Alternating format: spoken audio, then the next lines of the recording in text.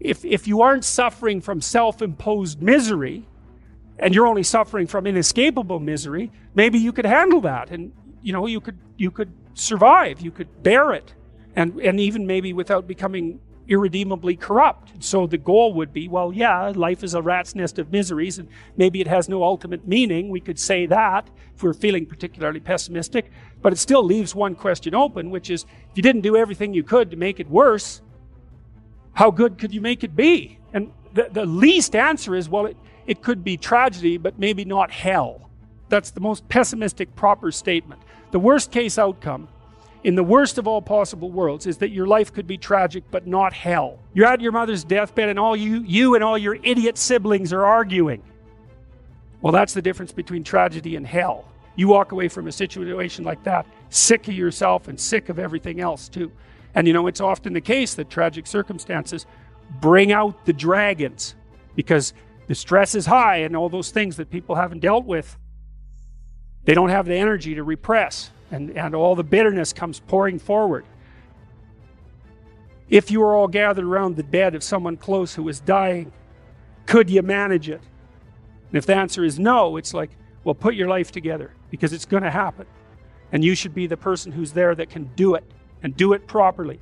And then maybe you'd find that it isn't the sort of thing that will undermine your faith in life itself. You don't want to be the thing that clings so desperately to the raft that you can't let go when someone comes to rescue you, right? You don't want to be that. So then you think, well, exactly what are you? You're not the chaos, you're not the plan. Maybe you're the thing that confronts the obstacle. And then when you know even further that the obstacle is not only an obstacle, but opportunity itself, are you so sure that this is a problem? Is that the only way that you can look at it? Or is it an opportunity? And maybe you're in the order and maybe you're in the chaos, but those can flip on you. And maybe you shouldn't be in either of those places. Maybe you should be right in the middle. That's when you go down, you see, when you're down in chaos and you don't know what the hell's going on, you have to rediscover the values that have oriented people forever. That's what you have to discover.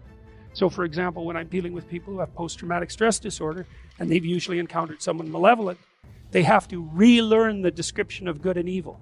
Because if they don't, they have no framework. They're lost. They think, well, there's malevolence afoot in the world. Because the only thing that a monster won't mess with is another monster. And you might say, well, I don't want to transform myself into a monster. It's like, you don't have a choice. You can either be a pathetic monster, or you can be a monster with some power. Those are your options. There's no non-monster alternative.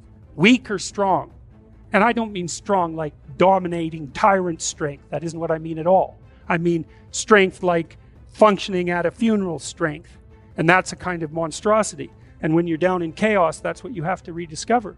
You want to be safe? Forget that. That's not in the cards. You're not going to be safe. Well, then you have to be meta-safe. And that's way better, because then you're not safe, but you know how to cope with danger. Well, fine. That solves the problem. And maybe it's even a better solution, because if you're safe, then you just have to stay in your burrow. But if you can confront danger, then you can go wherever you want and you can have an adventure. And maybe that's what you need to do, is to go out and have an adventure. So you don't even want safety, because how exciting is that? Let's say we made you perfectly safe. All that you had to do was eat cakes and worry yourself with the continuation of the species. What would you do? You'd smash it all down as soon as you possibly could, just so you had something interesting and challenging to do. So you don't want safety. You want to be able to cope with danger. That's a whole different thing. You don't get to be safe ever again. Well, so what happens? You get to be stronger. Well, hey, turns out that's a better bargain anyways.